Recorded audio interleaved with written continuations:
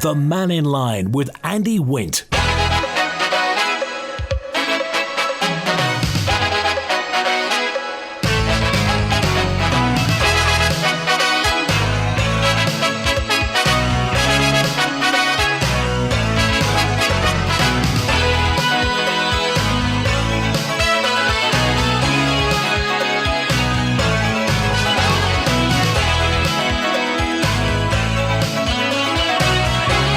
The Chief Constable's on Mannin Line today. If you want to get in touch, call 66 13 68, text or WhatsApp on 166 177, email studio@maxradio.com. Obviously, please don't mention any names of any live cases that may be happening. Don't want to get you or me into any sort of trouble. But apart from that, the floor's yours.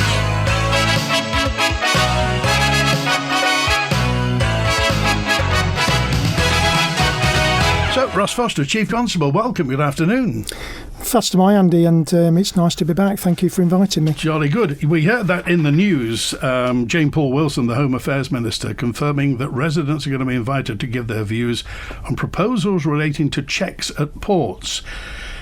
So we could get ID checks at the borders. How do you feel about that? I think it's long overdue, quite frankly. We don't know who's coming and going. We don't know who's here on the island. So I really welcome it and I will support it. I think you mentioned last time you were on the fact that you were surprised that we didn't know, that we didn't know the cars that were coming in and what have you. Absolutely. So we've done some work together with the Department for Home Affairs, linking in with the Information Commissioners, and we are in the throes and just about to launch automatic number plate recognition, right. Certainly at the Maritime Port. Okay, so it'll just be at the port, nowhere else? At this stage, just at the sea terminal. Okay. You mentioned last time again, and this comes to the security at our ports, and it's a very serious subject, and that's the subject of illegal drugs, narcotics, being imported into the Isle of Man. Can you see a way out of this situation? Because we have reptiles on the other side of the Irish Sea. We have people who are determined to bring their drugs to sell at twice the price that they can in the northwest onto the Isle of Man.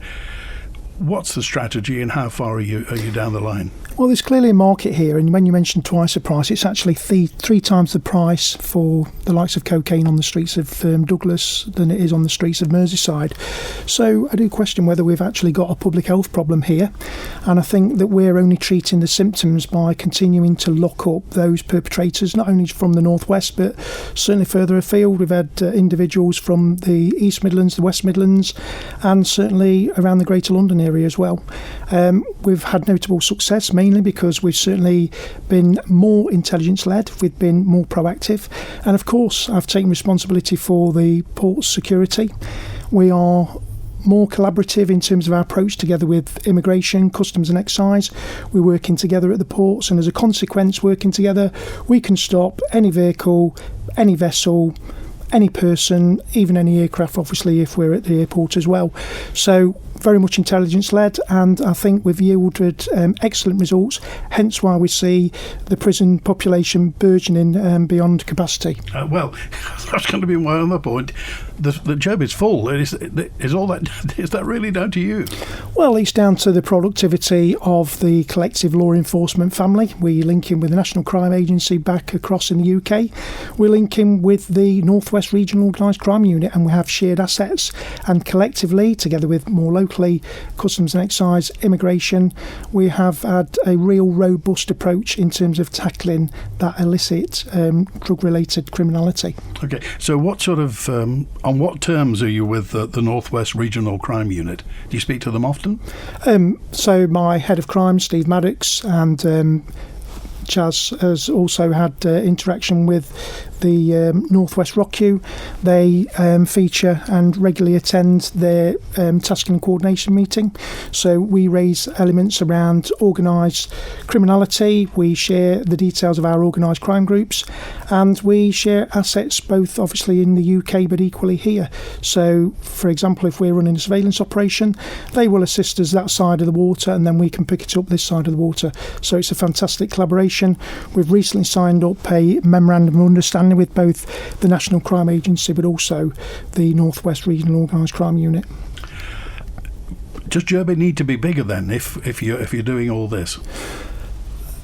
I think we need to look at alternatives in terms of disposal, so alternatives to incarceration. But there does need to be an infrastructure to support those alternatives for custody, or alternatives to custody, I should say. But quite frankly, we will continue in earnest to attack that level of criminality, and I think we do need to build another wing up in Gerby, or have alternative accommodation for perhaps the lower risk offenders. Okay. And I know this is something that the DHA are exploring. Something you've mentioned before, and I just want to explore that. You were talking about alternatives to incarceration. So you can either restrict the supply or eliminate the need for drugs. So what do you propose? Well, I think certainly in terms of users, and we do have this already on the island, is our drugs of arrest referral scheme. So if we have individuals who are habitually abusing drugs, they are stopped, they're checked, they've got personal use on them, we'll arrest them, they'll come into custody, and they will have the option of being progressed through the drugs arrest referrals with a view to trying to provide some sort of abstinence from their habitual habit. But clearly, if they continue to come to our notice, then there will be no alternative but to prosecute them. Okay, let's get to the lines now. Howard's with us on Mannin Line. Hello, Howard, you're live with the Chief Constable. Hello, Andy. Good afternoon, Chief Constable. What I'm going to ask, and it'll seem trivial, and people will say, oh, there's more important things, but crime has got to start somewhere. And I've noticed since the DOI done away with the way the license plates on vehicles are presented, they've taken the hyphen out of the lettering and the numbers. Because I was up at a place one time, somebody's getting one made, and I said, surely that's illegal. No, they've changed it. So I'm seeing the proliferation of personalised number plates, letters and numbers juggled round on the number plate, so that they're either making up a peculiar name or somebody's name. I saw one the other day, and it virtually spelt, if you read it, the person's name. And a lot of these do not have where they were manufactured. So if you in both points, the actual layout of the plate and the fact that there's no manufacturer on the plate, which is part of the system, what is the stance on that? I know it seems a trivial thing, but somewhere crime starts. And this is one thing where people say, oh, well, I'll do it, and nobody will bother. Well, that is a lead into crime further up the tree. Okay, Chief Constable. So, Howard, good afternoon. Firstly, clearly the number plates need to be legible, they need to be of a certain size, and they need to be the right colours both front and back, and I absolutely agree with you. And they are actually committing a moving traffic offence, and certainly I'm sure my officers, whether or not they're from the roads policing unit, even my patrol officers, if they do witness such activity, then I'm sure some of them are listening today. The message from the Chief Constable is to stop them and give them a vehicle rectification notice. And if they fail or continue to use their vehicle with those defective number plates, because that's what they are, then they'll be prosecuted. Howard? Yeah. Yes, because there's all talk now of automatic number plate recognition. I've seen a fellow, and I've spoken to Andy on his programme here, various parts of the island, although I don't think it's legal yet, but will that have an effect on the ability of the system to read these number plates and find out who they are? Yeah, good point, because aren't there some number plates that you can't read them or something? They use them to combat the traffic cameras on motorways in England, that they can't read them. Ghost plates, that's it. Mm-hmm. Yeah, and if we come across them, Howard, then as far as I'm concerned, they're attempting to pervert the course of justice, and that is clearly a more serious offence. But you're quite right. I mean, the automatic number plate recognition technology takes an image of the number plate and then it links to the police national computer as it stands at the moment. So they do need to be legible. So I do think it's in our collective interest to have that nudge theory around encouraging people, if we do see them, members of the family, friends, etc., to make sure they've got legal number plates on their vehicles. And I'm sure when we do our proactive operations together with the DOI, together with Customs and Excise around dipping the diesel tanks, that they'll pick that one up for us.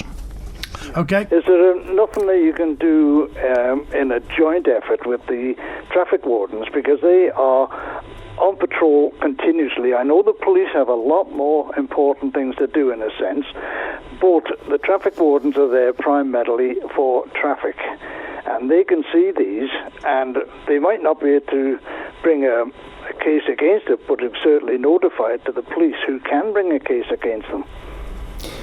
Howard, I'll take that forward with my roads policing unit sergeant, and he can have a look at that and engage with the respective commissioners and the city council with a view to making sure we've got that sharing of intelligence information for you. Okay, thanks, Howard. Okay, thanks, Andy. Thanks. Good to hear. Okay, it's 16 minutes past 12 now. Here's a message. We're talking about ID and showing ID. Here's a message, and Des says, can't bad actors get fake ID? Yeah, of course they can, but that's around us being in a position where we can check the authenticity of those documents. So we've mentioned around Aer Lingus recently requiring passports to travel over to Ireland, which again I do support and really welcome. And I know the Department for Home Affairs are going into consultation around the ID, looking at what is going to be acceptable, whether it's a photographic passport, driving licence, and of course people raise the issue around those who don't have driving licences or passports, and I know the Chief Officer of the Department for Home Affairs is looking at alternatives. But I think, you know, if we've got someone who we have some suspicions around, we'll have that human intervention as well anyway, Andy, going forward. Okay, a message in now from Rosie, who just said, will you ask the Chief Constable if he feels that maybe he comes over as being slightly high-handed in his approach to policing on the Isle of Man, saying things like stamping on the neck of the snake when referring to drugs problems seemed a bit incendiary. Also, is it absolutely necessary to dress our police force as though they were in the SAS, in all black with stab vests and laser guns hanging from their belts? We see it regularly. Now, Rosie said, I'm no fool. I know the Isle of Man has its problems, and we need an effective and efficient police force, but we're one of the safest places in the British Isles. This is because of the excellent relationship we had between police and the public over many years, with excellent chief constables who understood the Isle of Man. I feel we're drifting into an us and them situation where the respect and understanding between the police and the public we once had is being replaced by fear and mistrust. Do you recognise that, Chief Constable? I recognise around us being the safest island in the British Isles, because not only are we the safest island in the British Isles, we are the third safest place in the world behind just Liechtenstein and Andorra. Coming back to that incendiary language around stamping on the neck of the snake, I think I actually said keeping the foot on the head of the snake, which I'm alluding to the higher echelons of organised crime groups. I think rather than heavy-handed, I think I'm proactive. I'd argue I'm quite robust as a Chief Constable, so if that's a criticism, Rosa, then I accept that. Yeah, I take my job extremely seriously, and I will do all I possibly can to ensure this island is safe and secure. In terms of dressing our officers in black uniform, well, that uniform is a national Home Office standard. It's ubiquitous across UK policing, and it stands here because we clearly get a discount in terms of that. But that's not the reason why. It's a national police uniform. It's recognised. We are part of the British Isles, and in terms of being dressed in black, that is the uniform. We do have white shirts. I wear one for ceremonial purposes, but as I say, a national uniform standard. It was certainly in place before I arrived here in the Isle of Man Constabulary. I think we can take it back to around 2019 when that standard of uniform was actually introduced to British policing. Okay. The relationship's a really interesting one because crime is relatively low in the Isle of Man compared with other jurisdictions. That doesn't mean that we have no crime. In fact, we have the whole plethora of different criminality, including the most serious high end. But we also have an outstanding positive outcome rate, a detection rate of around 55%, which is better than any jurisdiction across the UK and also the other Crown dependencies. Now, you talk about the relationship with the communities. Yes, my officers have a part to play in terms of their skills, in terms of being outstanding investigators. But equally, I do think, Rosie, it is something around that relationship that policing, law enforcement do have with local communities to identify perpetrators and to cooperate with us in terms of a prosecution and bring them to justice. So I do think there's something in that, and I quite agree. But I'm not one for developing a us and them situation. I want us very much to be visible, accessible and responsive within our local communities. And again, it's one of those peeling principles, isn't it, around the public being the police and the police being the public. And I think that is very much the case here on the Isle of Man. You've been a police officer for how long now, Chief Constable? 33 years. Okay, so you knew the world when it was in the 1990s, in the 1980s as well. And you've policed in rural areas as well as in urban areas. The Isle of Man, to all intents and purposes, is a rural area. So can you understand people being a little hesitant about stab vests and tasers? Well, I can, but equally I do have to provide a safe system of work for my officers. And we have had the proliferation of knife crime, and we've also had assaults on our police officers, and I am required to offer them a level of protection. And again, regardless of jurisdiction, I've mentioned before, whilst there's low crime doesn't mean no crime. And, I make no apologies for providing my officers with a safe system of work. I encourage them to wear a stab vest. In fact, if they weren't wearing a stab vest and something happened, then there would naturally be a referral, perhaps even the health and safety executive, in terms of not providing a safe system of work. And again, I don't want them walking around without a stab-proof vest on. I want my officers protected.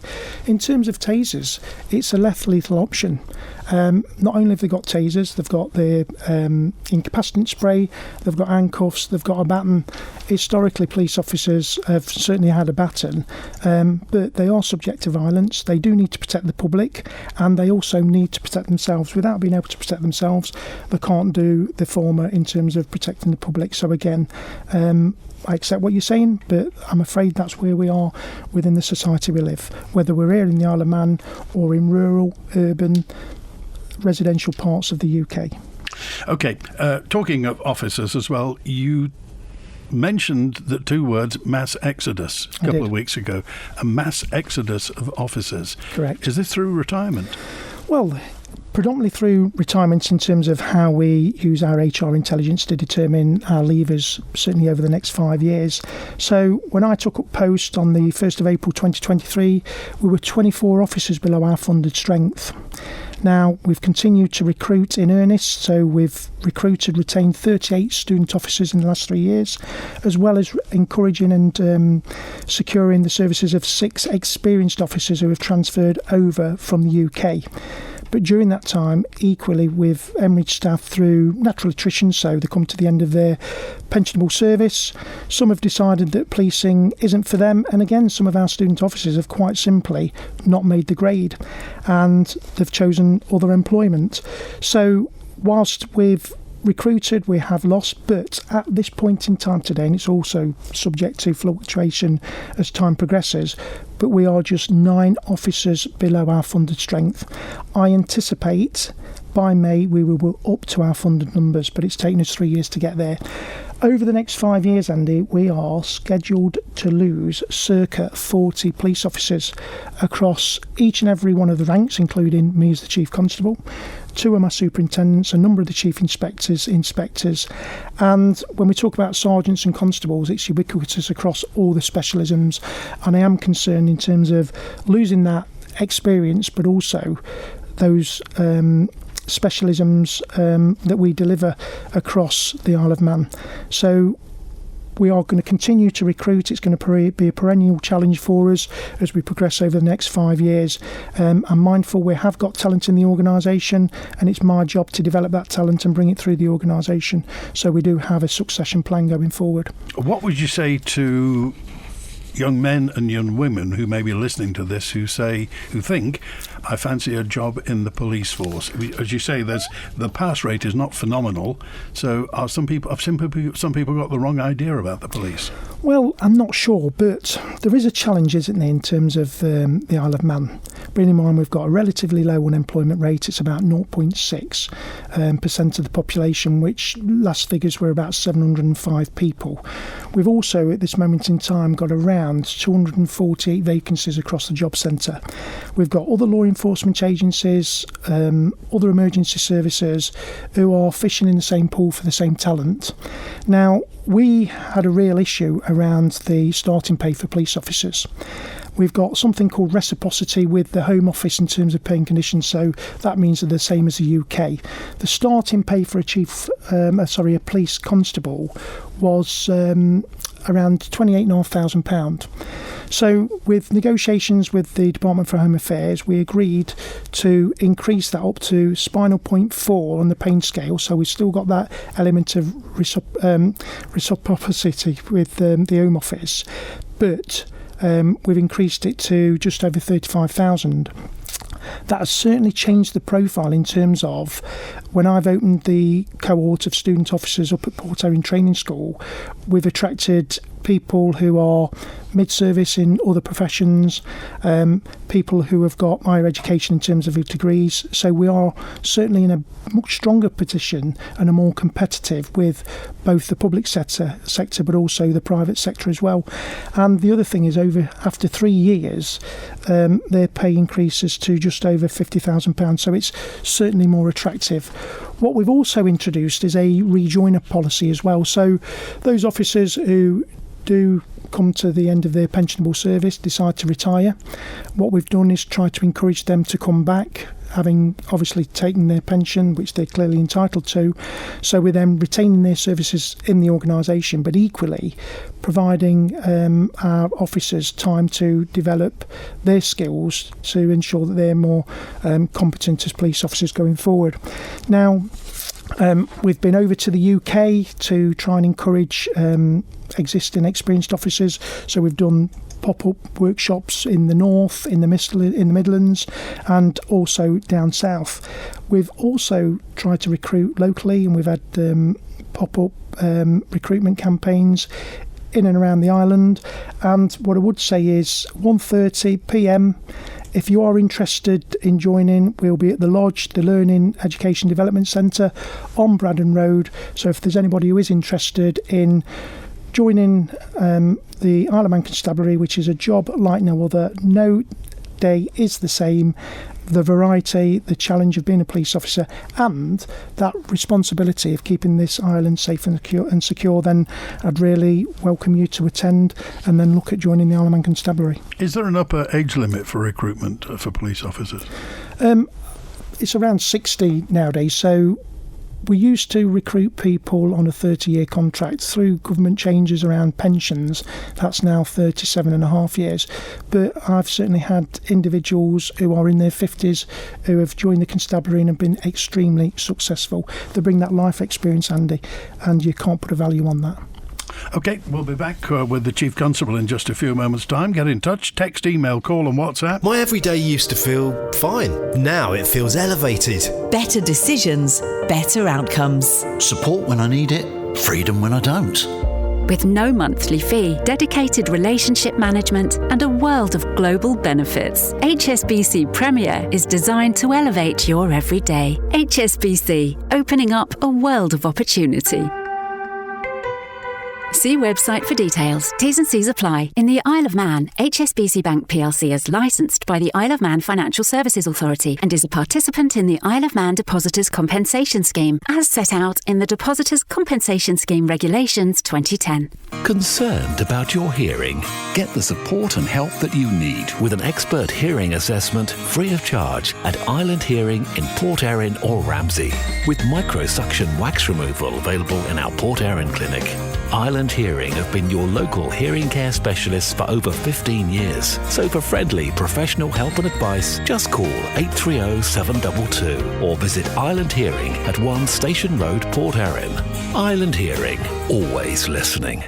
SMS Trading. New and second-hand furniture from flat pack to fully built. See our range at 3 St Paul Square, Ramsey. All island delivery and man in a van service available. Call SMS Trading on 315151 or find SMS Trading on Facebook. Stock arriving weekly at Ramsey Garden Centre. Discover potted spring bulbs, summer bulbs, seed potatoes, onion and garlic sets, wildflower seeds, sweet pea, microgreens, plantable biodegradable pots and propagation essentials. Grow smarter, greener, season after season with Ramsey Garden Centre. A ground source heat pump can save thousands of pounds a year, and you can harness this energy on island with Geothermal Limited, the water borehole experts. Visit drilling.im and see how a ground source heat pump borehole works. That's drilling.im.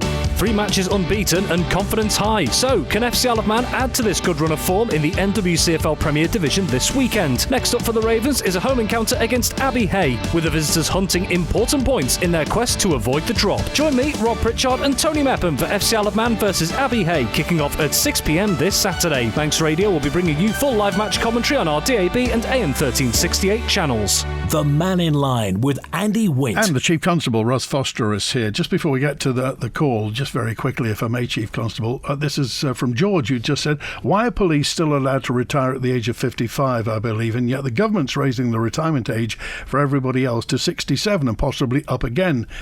That drain on reserves of police officers having an extra 22 years pension must be enormous. Well, it's enshrined in police regulations, and I'd stop it there, quite frankly. OK. And Juan's with us. Hi, Juan. Hey, Andy, how are you? Good afternoon, Chief Constable. How are you today? Good afternoon, Juan. Are you well? I'm very good, thanks, Russ. Thank you. Just a couple of observations and a couple of questions I'd like to put to you. Congratulations on your recent quite big hauls with people coming over from England with drugs. It's always been an issue I've found over here dealing with children and the drug issue and the mental health issue, which has been going on for quite some time. And I also understand, the bigger problem we've had in the last 4 years, obviously with gaps in our backdoor of our legislation, which is obviously down to Home Affairs or AGs, which has put a massive welcome all sign above the Isle of Man, which is the problem that we've got now, I think, which doesn't help you. I understand your points of wanting to keep the island safe. My first question would be, on the ANPR and facial recognition, I approached Jane Poole-Wilson about this 2 years ago at a government conference. And this is just copying what's happening in the UK. That's basically what they're doing, is following the remit of the UK, because that's happening in cities over there. But would it not be better to have the ANPR and facial recognition on the port side at Heysham in Liverpool? Would that not give you more time to vet who was coming here and be able to do your due diligence while they're travelling, and stop the problem before they actually got from the port anywhere else? Okay, Chief Constable. Absolutely, Julian, I'm with you. So we have got ANPR both at Heysham and also at Liverpool. We need to develop it around the facial recognition piece, because the inhibitor there is the legislation here in the Isle of Man. Interestingly, I've had a recent conversation with the Director of Immigration Enforcement over in the Northwest, and I've opened those discussions with him around facial recognition, live facial recognition at both the ports over in the Northwest. So I'm going to develop that with him, because you're quite right. We perhaps will need the legislation changes here, because they've already got the law, the legislation, which enables the use of live facial recognition. And I know that the Home Office have certainly supported a number of forces with live facial recognition mobile vans, and basically it's a camera, it's a computer linking to the police national database, the police national computer, and they develop a watch list, and if the people on there who are wanted, registered sex offenders who are breaching their condition, then we can have that human intervention. So that is something I'm exploring, but equally I do think there's a requirement here on the island around facial recognition.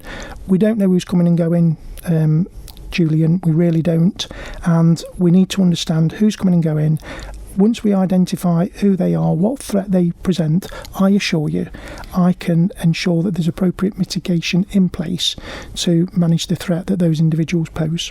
Okay, and your second point, John? Yeah, I see your points on that, Russ. I think we just have to be mindful of the change of character of the Isle of Man. And I know you've got a big job with what's going on at the moment with the UK and all the migrants. I don't envy the job at all. My main point today was about the armed police unit. And again, I understand there's a need for it, and that the response times, I get all that. I just wonder, are we doing signalling here and sending messages out when the armed police are in really places that there's no need for them to be? I'm looking, without going into any detail, obviously, of the viral video of the police going onto the bus in the last incident in Ramsey. And it was concerning that your officers were in a very close proximity of the general public with assault rifles. When you said already there before that you've got sprays, tasers, handcuffs and batons, none of them were used. And it worries me that, if you're carrying a gun and there is a discharge, where are we going to go from there? And I mean, the amount of older people that travel on the bus, they want to have a day out. All of a sudden, they're getting. You've got your guys coming on there who don't look like military and masked, so all you can see is their eyes. Let me unpick, because there's quite a few elements in there, isn't there? So, just in terms of the armed policing element, so we've always had armed policing, but they've not been perhaps as forward-facing as they are now. So I came to the island, I undertook a strategic threat, harm and risk assessment, something that we call a STRA, to understand the threat to the island, and not just unpicking some of the challenges on the island, but looking across the piece in terms of other incidents that had occurred in sort of leafy suburbs of the UK, including Scotland. And there was a job in the Isle of Skye whereby an individual stabbed his wife, shot dead her brother-in-law and attacked another person, and the response was wholly inadequate from Police Scotland in relation to that, and that only occurred in 2023. That could occur here, Julian. We do have a high proportion of firearms on the island. We have a high proportion of people with mental health issues, and that combination alone is a challenge for us. Equally, we do have organised crime groups that we have scored and mapped who do have access to firearms, and we need to be in a position here in the Isle of Man to respond to that. And when you say you see the armed officers in places that you wouldn't ordinarily expect, their first role, their primary role, is around being a response officer. What comes secondary is the fact that they have merely got lethal and less lethal tactical options on their person or in their vehicle. So that's the reason in terms of that positioning. So let's just unpick the face mask perspective. I've mentioned around a duty of care to my officers. Let's just think around this microcosm which is the Isle of Man, and let's just think about the promulgation of material across social media. It's there within seconds. We've seen this numerous times. It's commonplace. If there was such a discharge, officers are entitled to anonymity, and they're entitled to anonymity because there has been incidents whereby, not here, I accept, but where the identification of officers have been made by organised crime groups, and there's been threats to life, which I have personally managed, albeit in another jurisdiction, in terms of threats against those officers' lives and their wider family. So I've hit the reason head on there. I really have. So the masking is so those officers do maintain their anonymity. We are a very small community. As soon as they be identified with their faces, people would know who they were. So that's the reason. And as I say, the incident on a bus, I don't want to go into too much detail, but presented intelligence information that there was a threat. Not only a threat to the public, but equally, when we have that contact with individuals who are possession of lethal weapons, whether that's a firearm or a bladed article, then we need to be in a position to mitigate that threat. And again, with the sidearm, that sidearm is part of a standing authority authorised by me, which presents that officer with a level of protection, firstly and foremostly. Secondly, they are equipped to respond more effectively rather than stopping the car, getting guns out the gun box and then going to the scene of a crime. In addition to this, and again this is going to be controversial and this is going to end up as a headline clickbait on social media, they also need to protect the vehicle when they're away from the vehicle that does contain other firearms, other less lethal options. So if someone was to take the car, then they'd be in a position to respond with a sidearm. If they are in Tesco's getting the lunch and God forbid a robbery's taking place, they are in a position to respond. And that is the top and bottom of it. And again, Julian, I know full well there will be criticism on social media. This will no doubt be on Isle of Man News and Politics with a whole stream, and if it is, so be it. There's my explanation, based on fact and evidence, and that's the top and bottom of it. All right, thanks, Juan. Can I just make a point just before you go? Very quickly, if you want. I appreciate what you're saying, Russ. I have a lot of friends who are in armed police units. I'm in an area at the moment where there was 19 murders within 10 days. I know what you're saying, but you did make a point there that the stuff that you said was not on the island. So we just ask you to just be mindful of the older people and the pensioners that we have on the island, and the way that it looks to them in your response to anything. Okay. All right. Thanks for your time. Thank you. Okay. Sorry, can I just come back in respect to that, Julian? So just in relation to that, and you're absolutely right, and I think the issue is around socialising this concept. So my head of armed policing, my superintendent who's in charge of all things uniformed operation, Danny Rothschild, he's certainly hosted a number of meetings with the more mature population of the island, let's say, and so have I. I've gone to different organised groups whereby I've presented our response, the rationale in terms of why we've repositioned our armed officers. So we are doing as best. Again, this is a great opportunity, and we will continue to engage with the public around this quite controversial issue. But again, I don't want to preside over an attack here in the Isle of Man where a member of the public loses its life. Okay. Well, what do the older population say when you go and meet them and explain why there are armed police officers? Well, I mean, being really balanced, I do think there's a mixed opinion around this, but I can only give my explanation. Right. Other people are entitled to their own opinions, and I'm not being critical of that. Okay, 017 texter says armed police have been patrolling London City Airport for over 10 years. The same if you visit the Houses of Parliament. We need to modernise. It's 2026. And Stephen, hello Stephen, you're live with the Chief Constable. Hello Stephen. Good afternoon, Andy. Good afternoon, Chief Constable, and good afternoon, listeners.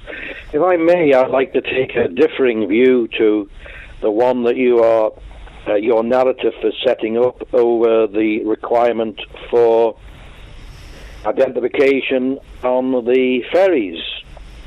And some point I'd like to make, such as you have so rightly said a few minutes ago, that we are the safest jurisdiction, certainly in the United Kingdom, possibly including Ireland, and probably the greater part of Western Europe.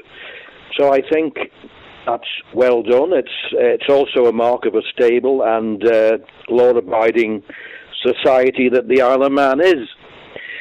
So I presume it's you that is pushing for ID to be shown on the ferries. Is this right? Yes, I've raised it as a concern. And again, if you have got a differing view, then there'll be an opportunity through the consultation to make your own representations. Well, I have no faith in consultations, to be honest. So let me make that quite clear to start with. And I have no faith in the ability of politicians to say no to you. This is a step too far. It comes across to me that you're a very authoritarian police officer in your thinking and how you want to police the island. But the point I'd like to make is that the UK has recently rejected the idea of people carrying ID cards. And this, what you're doing virtually, is you are making a checkpoint to Isle of Man by points of our entry, which we've never had before. So, this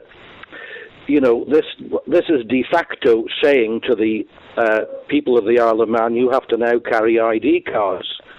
And it's not something we've ever done before. It's been rejected. I wholeheartedly am against the idea of a police officer saying to the public, papers, please.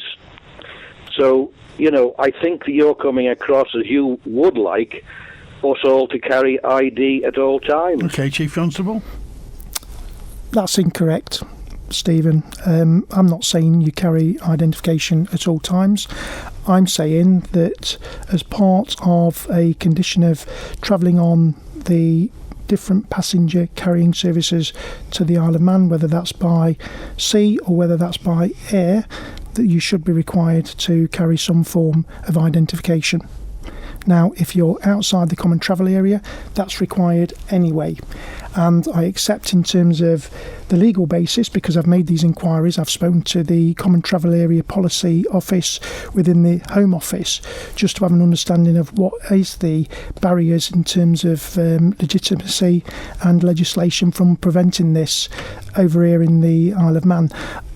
Stephen, understand I've got an interest in trying to secure this island. I want to know who's coming and going because I want to keep us safe and secure. That's my only motivation. And I've listened to your perspective, and that's a matter for you. I've got a different one, and we're going to have to agree to differ, I'm afraid. Stephen? Well, thank you for that. I can only hope now that our politicians don't go wholeheartedly in hand with you, but I think that has already happened. And I can only say that this is mission creep, and it's Big Brother watching over people wrongly. Sadly, on the island, we don't have a history of civil liberties groups whatsoever, and we're a fairly right-wing society. So, sadly, I think you're going to achieve this, but I think it's mission creep. And it's Big Brother watching the citizens. Okay, Stephen, we appreciate that call and the points that you've made. Thanks for that. Steve dropped a note in 806, said a reasonable and informed explanation of the deployment of armed officers by the Chief Constable. People who criticise the deployment are exactly the same people who were first to criticise if something happened and the officers weren't able to respond. And a note in from 553 says the Chief Constable is right to have the protection of his team as a priority. The community needs to realise that the police have family and also need to be kept safe. And I think ID is an excellent idea. About time. Manx Mobility in Onken have it all. Daily living aids, wide-fitting shoes, rise recliners, beds and scooters, including lightweight and airline-approved models. Call in and see how our expert team can make your life easier. Manx Mobility at the top of Summer Hill. Visit Ramsey Art Gallery for a fabulous range of top brand watches and stunning gold and silver jewellery, gifts for all occasions, and of course our gallery of prints and original artworks. Find all this and more at Ramsey Art Gallery, Jewellers and Engravers, opposite the RNLI shop. For a wide range of wood-burning stoves and a complete installation service, visit The Snug in Ramsey. And we don't stop there. Kiln-dried firewood and full aftercare service, including chimney sweeps and maintenance. Call The Snug in Ramsey. Cosy feet. Now there's a treat. And with a luxurious new rug from Lifestyle Furniture, your rooms will be as happy as your toes. With thousands of designs and colours to choose from, you'll find the fabulous floor covering you've been waiting for. Bold and beautiful, traditional and elegant, minimal and gorgeous. The rug you love is at Lifestyle Furniture. Find us at Snugborough Trading Estate, Union Mills. Open 7 days a week. Top of the Tops, brought to you by the Print Shed. At 5 is Hospitality, a wide range of aprons, kitchen uniforms and front of house clothing unique to your business. New entry at number 4 is our eco-sustainable and organic ranges. At number 3 is Workwear. Be safe, be seen and get your brand recognised. Sticking at number 2, Sportswear, names, numbers, sponsors, logos. We do it all. You pick the colours and we'll do the rest. And at number 1 is Corporate Wear, embroidered or printed, professional and stylish. Find us at theprintshed.iom.com, on Facebook or at Bradden Bridge Industrial Park. Are you you a small charity here on the Isle of Man? Are you looking for volunteers, hoping to raise awareness and chasing those crucial pounds and pennies to support your work? Well, Manx Radio can help. You could be our next 1 to 3 Charity of the Week. With daily on-air coverage, podcast and social media promotion, we can help support you and those you help. Just email the numbers 123@manxradio.com and listen out for the feature each weekday between 1 and 3 p.m. The Charity of the Week, brought to you by Kell Properties. The Mannin Line with Andy Wint. And the Chief Constable is here. We've got tons and tons of questions to get through, which we're not going to get through today. So there is a provisional date for you to come back at the end of July, if that's okay. Brilliant. Look forward to it. Because we haven't even touched on Bullgate yet or police complaints. But Nikki dropped a note in and said, you're talking about the UK. What about Ireland? The steam packet's going to Ireland. How will you govern what happens with our Irish visitors? An increasing challenge, so you're quite right. We've already had an audience with the Garda Síochána over in the Republic of Ireland.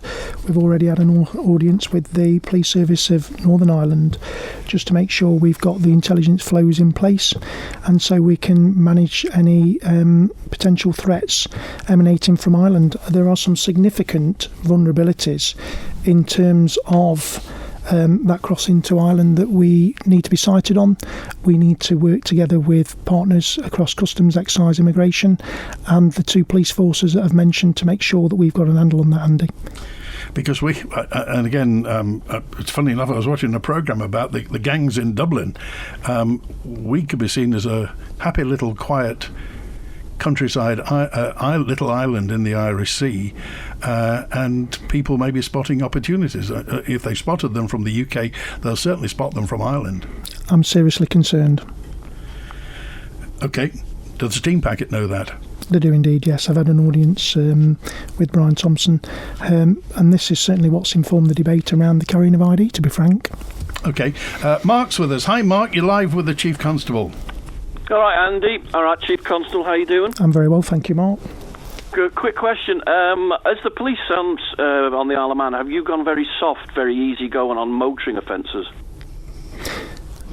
No, I don't think so. Do you want to give me an example? Yeah, I'll give you a very, very good example. Where I live, there's a vehicle that was brought to the island in 2012. And the registration on it is a UK plate 09. And now this person has not changed the registration since they brought it to the island. It's not taxed, it's not insured, it hasn't been for, 14, 15 years. And I've reported this to the police on 6 separate occasions. And today I still saw that person driving round. Driving round? Yeah. This person has not had tax and insurance on this car. They've not changed the registration from the UK 09 plate, and they brought it to the island in 2012. It's not been for an MOT. They've not changed the registration. There's no tax discs. There's no insurance on it, and they're still driving round, and I've reported it 6 separate occasions, and not once has any officer gone and had a look. Can you leave your detail with Manx Radio? I'll get my staff officer to look into that. I'll be more than happy to, because my concern is that this particular person is extremely fast in a 20-mile-an-hour zone, and that's the only reason I reported it. Okay, Mark, we've got your details, and if, with your permission, we'll give them. That's the 7th time you've reported it. I'm guessing something's going to get done now. I don't think we've got time to do. Have we got time to do Bullgate, Chief Constable? Yeah. So I've seen that rhetoric, which obviously pervades social media sites, and I just want to pick up on that. So, what I'm going to explain to you is based on fact and evidence, not rumour or conjecture, informed by the itinerary of experts on social media. So this is the top and bottom of it. So the police get called to a bull that's out of control, albeit contained up at the meat plant. So that's through the 9 system. So we're en route, we travel. They was in the process of trying to destroy the bull. En route, we get a further call saying the bull's actually escaped from the meat plant. Ultimately, we locate the bull. Yes, it's in a field. It's in an insecure field. So my officers, who have clearly under the direction of a strategic firearms commander, which is no one below the rank of Chief Inspector, supported by a tactical firearms commander, which is no one below the rank of Inspector, and then the bronze commander there on the ground to direct activity in terms of addressing this potential threat in the form of a bull. So there's a command structure that's authorised the deployment of those armed officers. Those officers caught on social media by someone who's observing, and they're giving their narrative, which I have to say is well uninformed. So my officers contain the bull, and when I say contain in terms of firearms. There's some rumour conjecture around they shot the bull and they missed. Well, I can tell you they didn't.